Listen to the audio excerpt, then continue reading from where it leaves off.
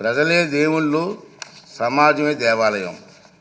ఈ శాసనసభ ప్రజలు అనేక దేవుళ్ళు నేరుగా ఎన్నుకున్న దేవాలయం. మళ్ళీ ఒకసారి రిపీట్ చేస్తాను. ఈ శాసనసభ ప్రజలు అనే దేవుళ్ళు నేరుగా ఎన్నుకున్న దేవాలయం. ఇది మనకు దేవాలయం లాంటిది. స్పీకర్గా నా బాధ్యత ఈ దేవాలయానికి నేను పూజారిగా పనిచేస్తున్నాను మాత్రమే. అంతే కదండి. దేవుడు తిరస్కరించిన వరాన్ని పూజారి నుండి ఆశించడం ఎంత తప్పు కదండి.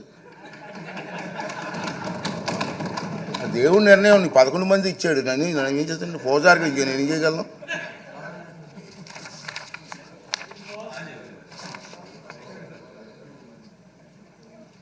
ఈ నియోజకవర్గాల్లో ప్రజలు ఈ సందర్భంగా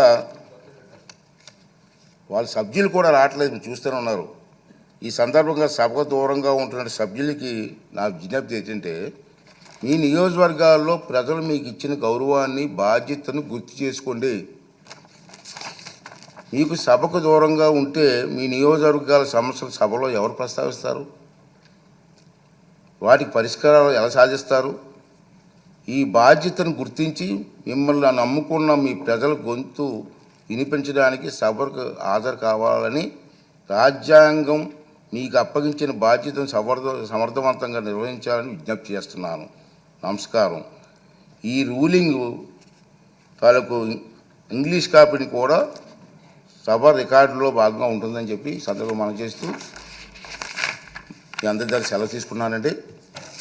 ఈ రూలింగ్ ఇవ్వాలనే ఉద్దేశంతో దీన్ని తెర వేయాలి. ఎక్కడో తెర వేయకపోతే పబ్లిక్ అందరికి తెలియాలా. అందుకే సామాన్యులకు అర్థమైన విధంగా చెప్పాలనే ఉద్దేశంతో నేను ఈ టైం తీసుకోవడం జరిగిందని